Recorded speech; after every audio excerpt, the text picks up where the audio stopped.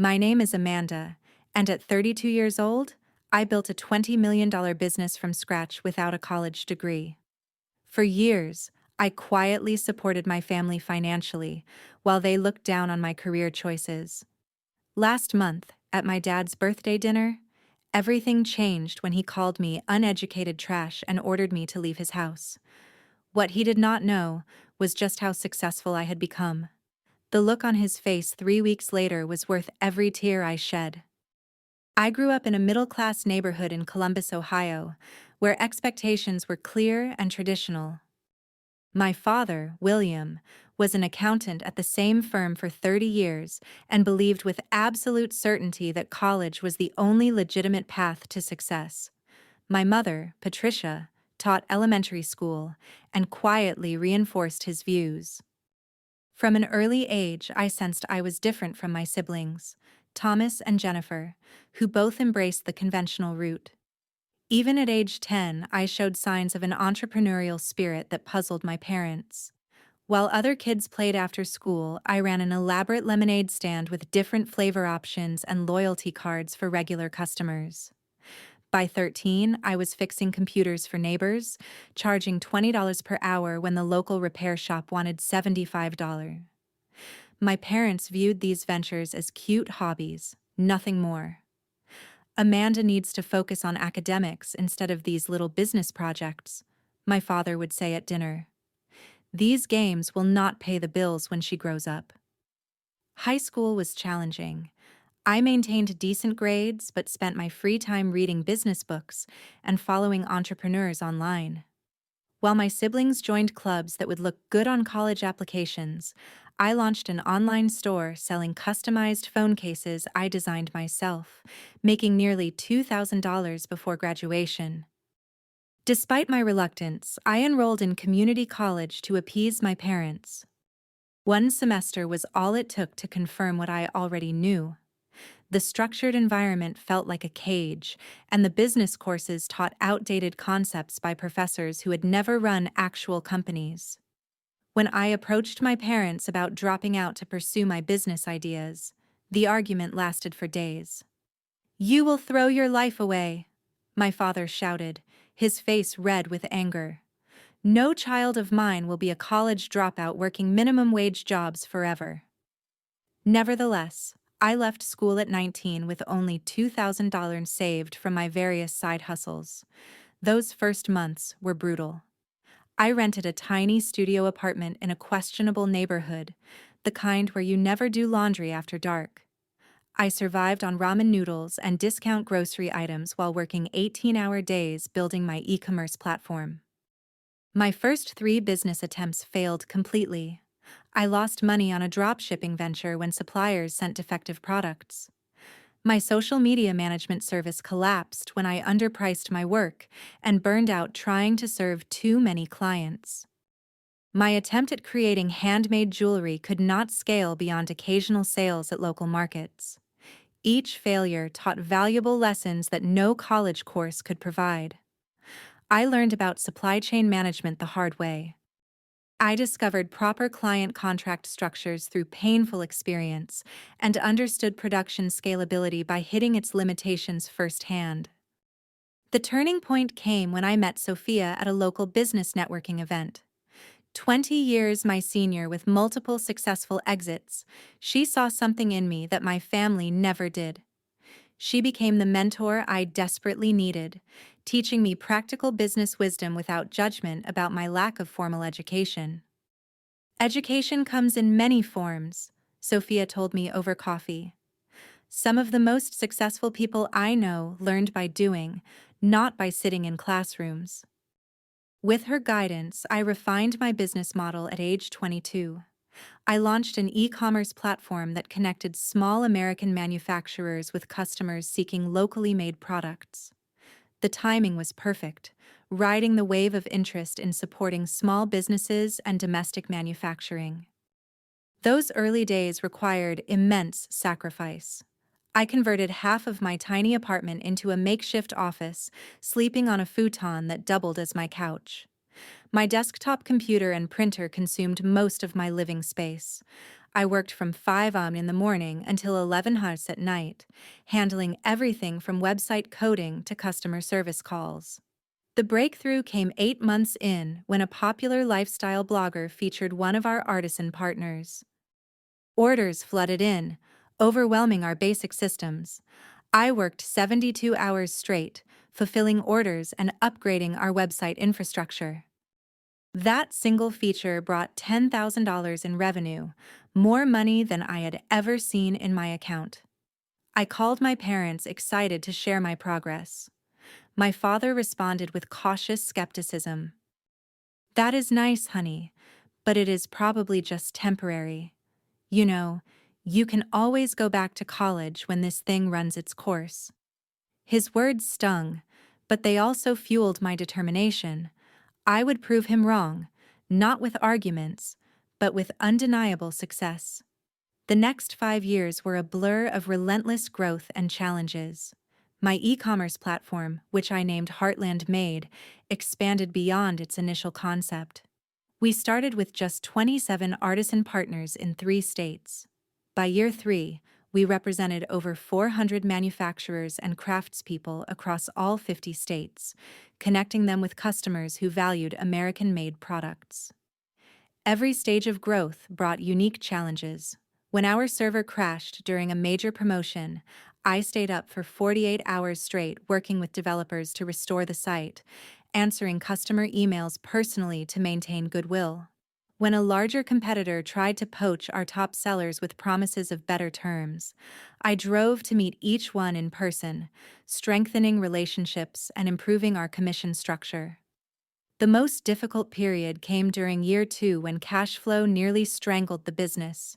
We were growing too fast for our capital base, with inventory needs outpacing revenue. I went without a salary for 4 months, moved to an even smaller apartment to cut expenses, and negotiated extended payment terms with suppliers. Those months taught me financial discipline that would serve me well as the company expanded. Major milestones came in rapid succession. Our first office was a converted industrial space downtown, where I hired 3 employees to handle customer service and seller relations. Crossing $1 million in annual revenue happened midway through year 3. It was a moment I celebrated alone with a single glass of champagne in my office after everyone left. Through it all, I kept my growing success relatively quiet with my family. They knew I had a website business that was doing okay, but I downplayed the true scale of our growth. Their initial discouragement had created a barrier I could not bring myself to cross. Some part of me hoped they would eventually ask detailed questions about my work, showing genuine interest, but those conversations never materialized. Despite their lukewarm support, I continued helping my family financially whenever needed. When my mother was diagnosed with breast cancer during year 4 of my business, I anonymously paid the $75,000 in medical expenses not covered by insurance. My father mentioned an insurance settlement that had saved them from medical debt, never suspecting the source. My brother Thomas faced challenges with the down payment for his first house. His bank account fell $40,000 short of what he needed. I created a family loan through a separate account, making it appear as though it came from a distant uncle. He accepted the money readily, but continued making comments about getting a real job with benefits whenever we discussed my career. My sister Jennifer had dreamed of a perfect wedding since childhood. When her fiancé Daniel lost his job 6 months before the ceremony, I covered the $50,000 shortfall for the venue and catering. Jennifer knew the money came from me but minimized my contribution at family gatherings, referring to my little website business that was having a good year. The disconnect between my actual success and my family's perception created an increasingly painful internal conflict. By day, I led strategy meetings for a multi-million-dollar company, made decisions affecting hundreds of partner businesses, and negotiated with major retail chains for exclusive collections. By night, I fielded texts from family members who treated me like the college dropout who got lucky with an internet thing. My company headquarters expanded to a full floor in a downtown office building with 38 full-time employees and a robust internship program. Our valuation reached $20 million after a profile in Business Insider brought attention from several investors. I maintained majority ownership, turning down acquisition offers that would have made me wealthy but cost me control of my vision. As my father's 65th birthday approached, I made a decision. It was time to be honest about my success. Not to boast, but to finally break through the misconceptions and perhaps gain the respect I had been seeking for years. I purchased a substantial gift, a fully paid retirement investment account, and planned to present it along with the truth about my business at his birthday dinner. The night before the dinner, I rehearsed what I would say. I was no longer the uncertain 19-year-old seeking approval. I was a successful entrepreneur who had created opportunities for hundreds of American manufacturers and dozens of employees. Surely that would finally earn my father's respect and change how my family viewed my unconventional path. I could not have been more wrong. The evening of my father's 65th birthday began pleasantly enough. Their house looked exactly as it had throughout my childhood, with the same furniture and family photos lining the walls. The only new addition was a large television my brother had purchased for them last Christmas, conspicuously displayed as a symbol of his financial contribution to the family. My mother greeted me with her typical restrained affection, a quick hug and pat on the back. "You look nice, Amanda. Did you cut your hair?" It was the same haircut I had maintained for 3 years. Thomas arrived with his wife, Heather, both dressed immaculately in business casual attire that subtly communicated their upper-middle-class status. Jennifer and Daniel came shortly after, with Jennifer immediately launching into stories about her recent promotion at the accounting firm where she followed in our father's footsteps. "The partners are already hinting that I might make junior partner next year," she announced while helping arrange appetizers, youngest in the firm's history. Throughout the pre-dinner conversation, my career received not a single inquiry. When Daniel briefly mentioned seeing an article about e-commerce growth, my brother quickly steered the conversation toward his son's Little League achievements. Dinner itself was my mother's traditional pot roast with all the fixings, served on the good china reserved for special occasions. My father sat at the head of the table, accepting compliments about his youthful appearance with practiced modesty. "65 looks good on you, Dad," Thomas said, raising his glass. "Here's to another 20 years at least." The moment felt right as dessert was served. I had waited patiently through discussions of neighborhood gossip, Thomas's children's accomplishments, and Jennifer's upcoming vacation plans. No one had asked a single question about my life or business. "Dad, Mom, everyone," I began, my heart racing despite my outward composure. I wanted to share some news about my company. My father nodded absently, already reaching for another slice of birthday cake. "Heartland Made was recently valued at $20 million, I continued. "We have received several acquisition offers, and I have been featured in Business Insider and Entrepreneur magazine last month." The silence that followed felt interminable. My mother froze with her fork midway to her mouth. Jennifer exchanged a quick glance with Daniel. Thomas simply stared. My father was the first to respond, his tone dismissive. "What exactly does that mean, Amanda? These internet businesses use all sorts of funny math to come up with these valuations." I maintained my composure, explaining in simple terms how business valuations work, our revenue streams, and growth trajectory. I mentioned our office with 38 employees and partnerships with over 400 American manufacturers. Thomas interrupted before I could finish. "So, you got lucky with this online thing. That's great. But some of us have been building real careers with actual qualifications." "It's not luck," I responded calmly. "It's 7 years of working 18-hour days, solving complex problems and building something meaningful." We have helped save dozens of American manufacturing businesses that were on the verge of closing. My mother finally spoke, her voice tentative. That sounds impressive, dear. Though I still wish you had finished your degree, she continued. Even with this, business education is important. I felt my patience wearing thin but pressed on. Actually, I brought something for Dad, I said. I handed him an envelope containing documentation for the retirement account I had funded. I wanted to ensure you both have a comfortable retirement. My father opened the envelope, his expression darkening as he realized what he was looking at. Rather than gratitude, his face flushed with something that looked remarkably like anger. What is this supposed to be? Some kind of charity? He dropped the papers onto the table. We did not raise you to throw money around like you are better than everyone. That is not my intention at all, I explained. I just wanted to help. The same way I helped with Mom's medical bills, Thomas's house down payment, and Jennifer's wedding. 3 heads snapped up simultaneously. My secret financial assistance was suddenly exposed. You, my father sputtered. That was all you? Jennifer looked mortified.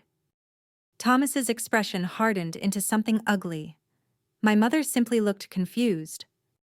You've been secretly paying for things behind our backs? My father's voice rose with each word. Playing the big shot with your internet money? I was just trying to help, I replied, my voice smaller than I intended. I never wanted recognition. I just wanted to support the family. Support? Thomas interjected. By making us feel like charity cases?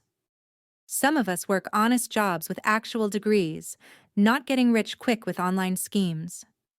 It's not a scheme, I insisted, feeling the conversation spiraling beyond my control. I built a legitimate business that helps American manufacturers reach customers. We employed dozens of people with good salaries and benefits. My father stood up, his napkin falling to the floor. You dropped out of college against our advice, disappeared into your little internet world, and now you come back throwing money around like you have all the answers. That's not what I'm doing, I protested, fighting to keep my voice steady. You think your money makes you successful? He continued, his voice rising further. You are still just uneducated trash who got lucky. Anyone can get lucky. The room fell silent. My mother gasped softly but said nothing in my defense. Thomas looked down at his plate, a slight smile playing at the corner of his mouth. Jennifer appeared torn between embarrassment and agreement. William, my mother finally whispered, too late and too quietly to matter. No, my father continued, now fully enraged. I have worked my entire life the right way. I got an education, built a respectable career, raised a family. I will not be shown up in my own home by my dropout daughter. I stood slowly, gathering my purse. I should go. Yes, you should. My father spat.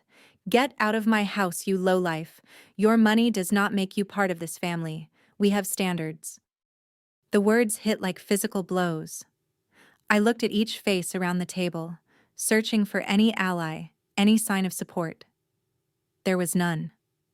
Happy birthday, Dad, I said quietly, walking toward the door with as much dignity as I could muster. No one followed me out. No one called after me. I got into my car, hands shaking so badly I could barely grip the steering wheel. As I pulled away from the house I had grown up in, I realized something fundamental had broken, something that could never be repaired. The drive back to my hotel was a blur of streetlights and tears. I had to pull over twice when emotion overwhelmed my ability to drive safely. The cruel irony was not lost on me. I owned a multi-million-dollar company, yet was spending the night in a hotel in my hometown because my own family's house was no longer open to me. In the sterile quiet of my hotel room, I replayed the evening's events over and over, analyzing each word and reaction. Had I been too forward? Too proud? Had I misread our family dynamic? All these years, the financial help I had provided now felt like a foolish attempt to buy the approval I could never earn through my achievements alone. I pulled out my laptop and began documenting every cent I had given my family over the years. The list was substantial. $75,000 for my mother's cancer treatment, paid directly to the hospital and specialists. $120,000 for my brother's house, covering not just the down payment but additional renovations he had requested months later. $50,000 for my sister's wedding, including the venue, catering, and the honeymoon she never knew I funded. Countless smaller expenses. My father's car repair last winter, $22,000. My mother's kitchen renovation, $35,000. Countless smaller expenses. My father's car repair last winter, $22,000. My mother's kitchen renovation, $35,000. Christmas gifts, birthday presents, emergency expenses, all quietly handled through accounts designed to obscure their source. Nearly $300,000 in total, not counting the retirement account my father had just rejected. Money I never expected to be repaid, given freely out of love for a family that had just called me trash. My phone lit up with a text from Jennifer around midnight. Dad is still upset, but he will get over it. You know how he gets when his authority is challenged. No apology, no acknowledgement of the horrific things said. Just an expectation that I would absorb the abuse and return to the family dynamic as if nothing had happened. I did not respond. The next morning, I contacted a therapist in the city where I normally lived. Dr. Richardson agreed to an emergency virtual session that afternoon. Family wounds cut deepest, she observed after I recounted the dinner, especially when they target the very things we have worked hardest to overcome. Over the following days, Dr. Richardson helped me understand the complex dynamics at play. My success threatened the family hierarchy and the values my parents had built their lives around. My financial assistance, rather than earning gratitude, had created resentment by highlighting a shift in power dynamics they were not prepared to accept. Your father's identity is built around being the provider and authority, she explained. Your success challenges both roles. I began a journaling practice, documenting not just the previous night but patterns throughout my childhood. Subtle ways my entrepreneurial spirit had been discouraged, times when academic achievements were celebrated while business successes were minimized. The constant reminder that without a degree, I would never truly succeed. This process revealed how deeply I had internalized these messages. Despite outward success, part of me still felt like the family failure, the dropout who had something to prove. This explained my reluctance to openly discuss my achievements and my continuous financial support without recognition. A week after the disastrous dinner, my sister called. I let it go to voicemail. Amanda, please call back. Dad feels bad about what happened. We all do. But you have to understand how it looked. You coming in and basically showing off your money. It was insensitive to the rest of us who worked hard for our careers. I deleted the message without returning the call. The narrative twist was breathtaking. Somehow, I had become the villain for simply stating facts about my business after years of minimizing my success. My brother texted next, "Family is family, let's move past this."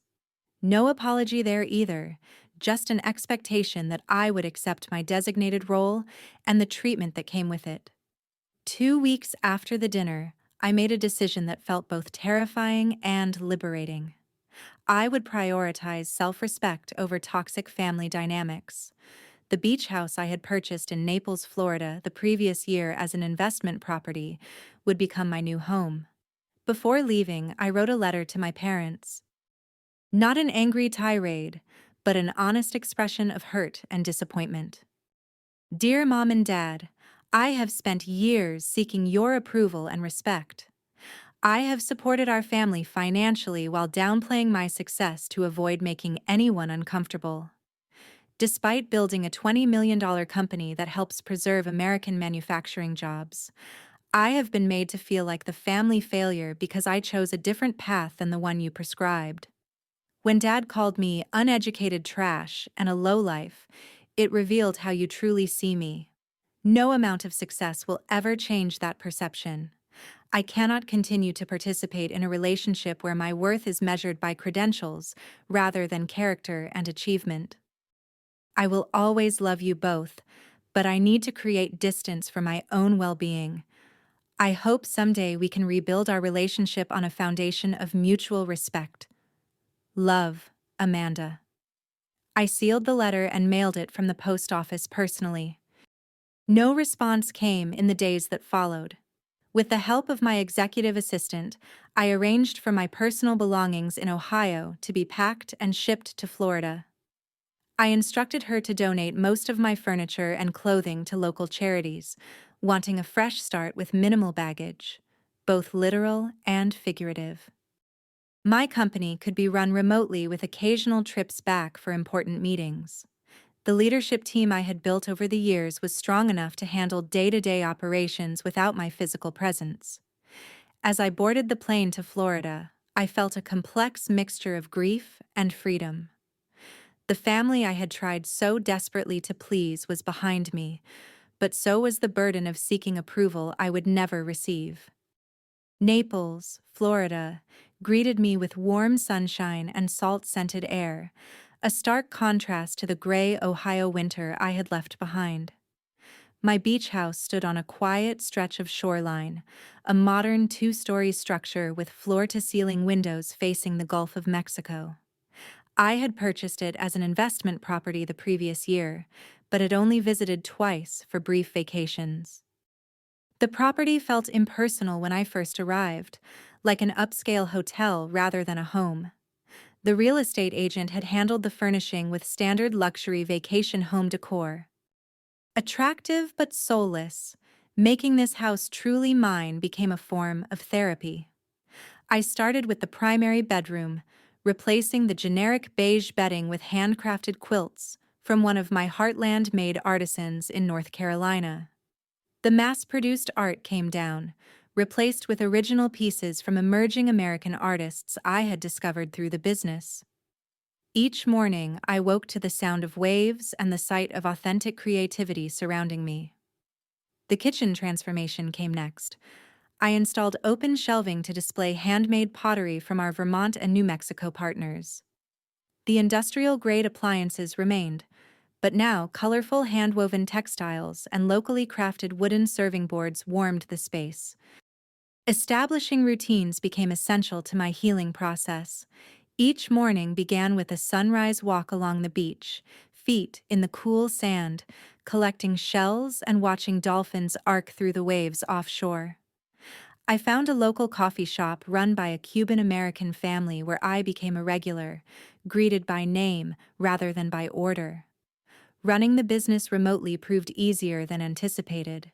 Video conferences replaced in-person meetings, and our established systems functioned smoothly with minimal adjustment. Without the daily commute and office distractions, I found myself more productive, making clearer decisions from my peaceful new headquarters. My executive team visited after the first month, spending 3 days in strategic planning sessions on my oceanfront deck. Several commented on the positive change they noticed in my leadership style. "You seem more centered, Marcus," my operations director observed, "more confident in your decisions." He was right. Without the undercurrent of seeking family approval, my business instincts flowed more naturally. I trusted my judgment without the shadow of my father's criticism hanging over each choice. Community involvement became another anchor in my new life. I joined the local Chamber of Commerce and a businesswomen's networking group. Unlike in my hometown, where I had downplayed my success, here I was open about my company and achievements. The respect came naturally, without the baggage of who I had been before my success. I befriended Eliza, the owner of a local art gallery, who introduced me to her circle of friends. These were accomplished women in their 30s and 40s who valued each other for present achievements rather than past credentials. Our weekly dinner gatherings became a highlight, filled with laughter and conversations that never once included questions about my education or suggestions that I had merely gotten lucky. The unexpected visit came 3 weeks into my Florida residence. My brother Thomas arrived unannounced at my door one Saturday afternoon. "Nice place," he said, whistling as he surveyed the ocean view from my living room. "Really nice." His appearance was jarring in my new sanctuary. He looked out of place in his button-down shirt and pressed khakis amid my casual coastal decor. "What brings you to Florida, Thomas?" I asked, not offering a drink or seat. "Family?" he replied with the same confident smile he had used to charm our parents since childhood. "And I could use some advice about an investment opportunity, possibly a way to get in on the ground floor." Some patterns were too predictable to be surprising. Without my parents as an audience, his pretense dropped quickly. This was a financial visit, nothing more. "I am not making any loans to family members anymore," I said firmly. "That chapter is closed." His expression hardened. "So that is how it is. You move to your beach mansion and forget where you came from." "Dad called me uneducated trash and kicked me out of his house," I reminded him. "Is that what you came here to reinforce?" Thomas backpedaled quickly. "He didn't mean it like that," he said. "You know how he gets." "Family fights happen," he conceded. "That was not a fight. It was a revelation," I replied. "Now, if you will excuse me, I have plans this afternoon." After showing him out, I sat on my deck, watching the waves, surprisingly unshaken by the encounter. The boundaries I was establishing felt right, even if they were painful to implement. That evening, I made a significant decision. I contacted my lawyer and established an anonymous scholarship fund at the community college I had briefly attended. The Amanda Wilson Entrepreneurship Scholarship would provide full tuition and mentorship to 5 students annually who demonstrated entrepreneurial potential but lacked traditional academic advantages. Make sure the selection criteria focus on demonstrated initiative and creative problem-solving, not grades, I instructed. And find mentors who have built actual businesses, not just taught business classes. As weeks passed, my house truly became a home. I planted a garden of native Florida species that attracted butterflies and hummingbirds. I adopted a rescue dog, a mixed breed named Charlie, who accompanied me on beach walks and slept at the foot of my bed. His uncomplicated affection was a daily reminder of how relationships should feel. I found unexpected peace in solitude. Without the constant underlying anxiety of family judgment, I discovered aspects of myself previously overshadowed by that stress. I took a pottery class at a local studio. I was terrible at it, but enjoyed the meditative process. I tried paddleboard yoga, spending more time in the water than on the board, but laughing through each attempt. 3 weeks turned into a month, then 6 weeks. The pain of family rejection remained, but transformed into something less acute, more like an old injury that occasionally ached rather than a fresh wound. I was building something new here, not just a home, but an authentic life aligned with my values rather than someone else's expectations. Then came the unexpected development that would bring my family story full circle in ways I never anticipated. The Naples Business Journal was not a publication I normally read, but Eliza texted me early one morning insisting I pick up a copy. Page 3. You are going to want to see this. The feature article profiled local business owners making an impact beyond Florida. There I was, photographed on my deck with the Gulf of Mexico behind me, under the headline, "E-commerce innovator brings multi-million-dollar business to Naples." The journalist had done her research, detailing Heartland Made's growth from startup to $20 million valuation, our impact on American manufacturing, and my recent entrepreneurship scholarship foundation. The article painted a picture of success far more comprehensive than anything that had appeared in my hometown media. "I did not authorize this," I told Eliza when she called to congratulate me. "Public records," she explained.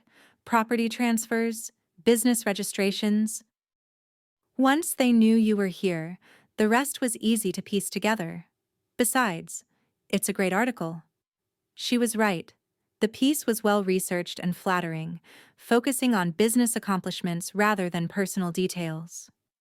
I thought little more about it until the following week, when my phone began lighting up with social media notifications. The article had been picked up by several larger business publications, then shared extensively through LinkedIn and Facebook.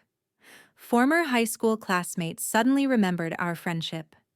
Teachers claimed they had always seen my potential. Most surprising were the messages from several small business owners in my hometown, thanking me for representing what was possible without following traditional paths. "You inspired me to finally launch my business," wrote one former classmate. "If you could build something so substantial without a fancy degree, maybe my idea has merit too." The local newspaper in my hometown ran a condensed version of the article with an additional angle: "Local entrepreneur makes national impact." The irony was not lost on me. The same community that had subtly reinforced my parents' disappointment now celebrated me as a hometown success story. Through this ripple effect of publicity, my family inevitably discovered the full extent of my success. The first sign came as a friend request from my cousin Susan, followed by several other extended family members who had previously shown little interest in my life. Then came the text from my mother. "Saw the article about your company. Very impressive, dear. Dad and I are so proud." No mention of his cruel words, no acknowledgement of the rift, just a casual claim of pride that had been notably absent when I sat at their dinner table. My father's voice message arrived the next day, his tone artificially jovial. "Amanda, big news about your company in the paper. Always knew you had it in you. There seems to have been a misunderstanding last time we spoke. Call me back when you can." A misunderstanding. That was how he characterized calling his daughter uneducated trash and ordering her out of his house. 3 days later, my mother texted again. "We are thinking of visiting Florida next month." The message landed like a stone in my stomach. 6 weeks of healing, of building a new life free from their judgment, and now they wanted to simply appear at my doorstep as if nothing had happened. I did not respond immediately, instead scheduling an emergency session with Dr. Richardson. "You have several options," she advised after listening to my concerns. "You can decline the visit entirely. You can agree, but set strict boundaries about what you will and will not discuss. Or you can see this as an opportunity for honest conversation that might lead to healing, though that requires their willingness to acknowledge the harm done." After careful consideration, I texted my mother. "You and Dad are welcome to visit, but we need to have an honest conversation about what happened at his birthday dinner before we can move forward. Please let me know if you are open to that kind of discussion." Her response came quickly. "Of course, dear. We just want to put this behind us and be a family again." The phrasing troubled me, that desire to put this behind us without addressing it directly, but I confirmed dates for their visit the following month. As the day approached, I prepared both practically and emotionally. I arranged for them to stay in a nearby hotel rather than my home, preserving my personal space. I role-played difficult conversations with Dr. Richardson, practicing setting boundaries without becoming defensive. My parents arrived on a sunny Tuesday afternoon.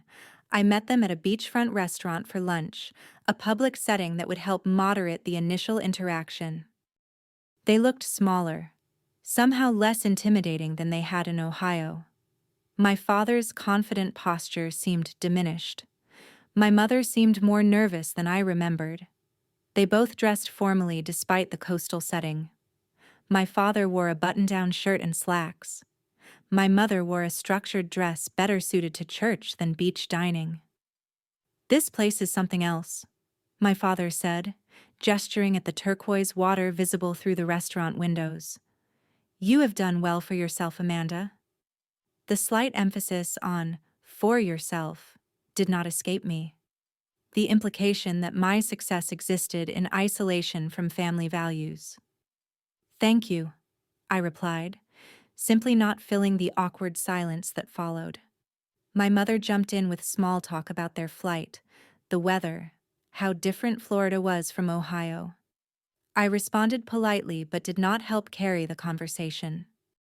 Finally, after our food arrived, my father cleared his throat. "About what happened at my birthday dinner," he began. Things got a little heated.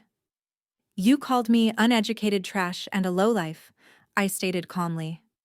"You told me to get out of your house and that my money did not make me part of the family." His face flushed. "I was surprised by the news about your business. It caught me off guard. I may have overreacted."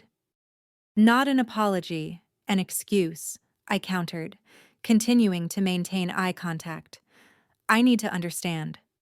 Was that reaction about me sharing my success or about learning I had been helping the family financially?" "Both," my mother interjected. "It felt like you were showing off, like you were saying you are better than us now." "I never said or thought that," I replied. "I spent years hiding my success to avoid making anyone uncomfortable. I helped financially because I could, and I wanted to support the family I love." My father shifted uncomfortably. "Well, the way you presented it was very forward," he said. "And finding out you were behind those other things, it felt like charity we never asked for." The conversation continued in this vein throughout lunch. No genuine apology emerged, only justifications and attempts to minimize the severity of what had transpired. The subtext became increasingly clear. They were here because my public success made rejecting me socially awkward, not because they had reconsidered their assessment of my worth. As we finished our meal, I made a decision. "I would like to show you my home," I said, "but first I need to be very clear about something. I will not pretend the dinner never happened. I will not accept being called names or having my choices denigrated. If you want a relationship moving forward, it has to be based on mutual respect." They exchanged glances before my father nodded stiffly. "That seems reasonable." When they arrived at my beach house later that afternoon, their expressions, as they took in the expansive ocean view, told me everything. This tangible evidence of my success was impossible to dismiss or minimize. The $20 million valuation was no longer an abstract number, but manifested in beachfront real estate and tasteful luxury. "This is quite something," my father managed, his voice tight. "Would you like a tour?" I offered. As I showed them through the house, pointing out handcrafted items from Heartland-made artisans that decorated each room, I realized something profound. Their approval, which I had sought for so long, no longer held the power it once did. I was proud of this home and the business that made it possible, regardless of their reaction. This revelation was perhaps the most valuable outcome of their visit, worth more than any apology they might have offered. The conversation that followed my parents' tour of the beach house was difficult but necessary. We sat on the deck overlooking the ocean, the setting sun painting the sky in shades of orange and pink that seemed too beautiful for such a tense discussion. "I want to be clear about something," my father began, his tone more conciliatory than I had ever heard it. "I am sorry for what I said at my birthday. It was uncalled for, regardless of how surprised I was." The apology, while welcome, carried a qualification that diminished its impact. His focus remained on his experience of surprise rather than the harm his words had caused. "What hurt most," I replied carefully, "was that those words seemed to reveal how you truly see me, despite everything I have accomplished." My mother reached across the table, not quite touching my hand, but gesturing toward it. "We have always been proud of you, Amanda," she said. "We just worried about your future without a degree." "My future is here," I said, gesturing to the house and the business that had made it possible. I built it without a degree, but with 7 years of working harder than most people ever will. That deserves respect, not condescension. My father shifted uncomfortably. The business world can be fickle. Companies rise and fall overnight. We just wanted security for you. I understand that concern comes from love, I acknowledged, but there is no perfect security in any path. Plenty of people with degrees struggle financially, while others without formal education thrive. What matters is recognizing there are multiple valid paths to success. The conversation continued for hours as the sun set and stars appeared over the gulf. No dramatic reconciliation occurred, no tearful group hug that magically healed decades of misunderstanding. Instead, we reached a fragile understanding, a starting point, rather than a conclusion. Moving forward, I explained as the evening drew to a close, I am open to rebuilding our relationship, but with clear boundaries. I will not accept being demeaned for my educational choices or having my success attributed to luck rather than hard work and skill. My parents agreed, though I sensed my father's reluctance in his tight smile and the way he qualified his responses. My mother seemed more genuinely receptive, perhaps recognizing for the first time the role she had played by enabling family dynamics that had caused so much pain. After they returned to Ohio, I reflected deeply on the visit and the path that had led me here. The healing process was far from complete, but significant steps had been taken. I maintained limited contact with my parents in the months that followed, brief weekly phone calls that gradually became less awkward. My relationship with my siblings evolved differently. Jennifer eventually offered a genuine apology for her role in the family dynamics, and we slowly rebuilt a connection based on adult friendship rather than childhood patterns. Thomas remained distant, occasionally sending holiday greetings but making no real effort to understand or acknowledge the harm done. My personal healing journey continued with regular therapy sessions. Dr. Richardson helped me recognize how family trauma had shaped my approach to business and relationships, creating patterns of seeking validation through achievement and financial generosity. Success is not a substitute for self-worth, she reminded me, and family approval cannot be purchased, no matter how much you give. This insight led me to establish clearer boundaries in all relationships. I became more comfortable discussing my accomplishments without minimizing them. I learned to give from genuine generosity rather than as an attempt to buy acceptance. The Entrepreneurship Foundation became a central focus of my philanthropy. Beyond funding scholarships, I developed a mentorship program pairing successful entrepreneurs without traditional credentials with promising students facing similar challenges. Witnessing their growth and success brought a satisfaction deeper than any family approval could provide. My friend circle in Naples expanded, creating a chosen family based on mutual respect and genuine connection. Our weekly gatherings became a source of joy and belonging I had never experienced in Ohio. These relationships, freely chosen and maintained, taught me what healthy support should feel like. The beach house transformed completely over time, every room reflecting my authentic taste and values rather than generic luxury. The garden flourished with native plants that attracted wildlife. Charlie, my rescue dog, gained a companion when I adopted a second dog from the local shelter, a senior retriever named Luna, who everyone had overlooked. Running Heartland Made remotely proved so successful that I implemented flexible work policies for all employees, allowing them to work from anywhere for part of the year. Productivity increased, and employee satisfaction scores reached all-time highs. 1 year after my move to Florida, I hosted a dinner party for my new friends. As we gathered around the table on my deck, watching dolphins play in the sunset waves, I realized how completely my life had transformed from that painful night at my parents' house. To chosen family, Eliza toasted, raising her glass, and to having the courage to prioritize respect over obligation. The sentiment captured exactly what I had learned through this journey. Family connections are valuable, but not at the cost of dignity and self-respect. Success cannot be measured solely by degrees or traditional achievements, but by the lives we touch and the positive impact we create.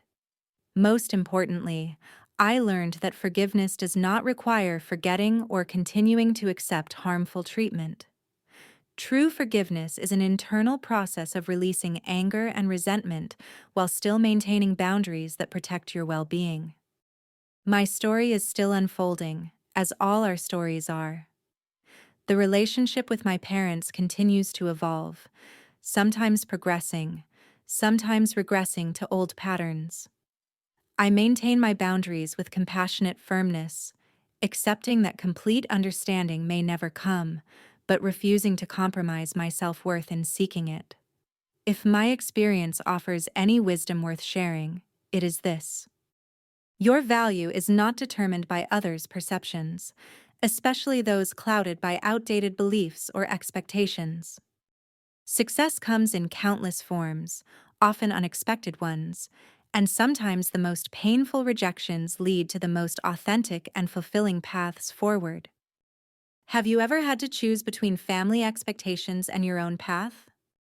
Did you face criticism for taking an unconventional route to success? Share your experience in the comments below. Remember to like and subscribe if this story resonated with you, and hit that share button to help others who might be struggling with similar family dynamics. Thank you for listening to my journey, and remember that sometimes the family we create is more important than the one we were born into.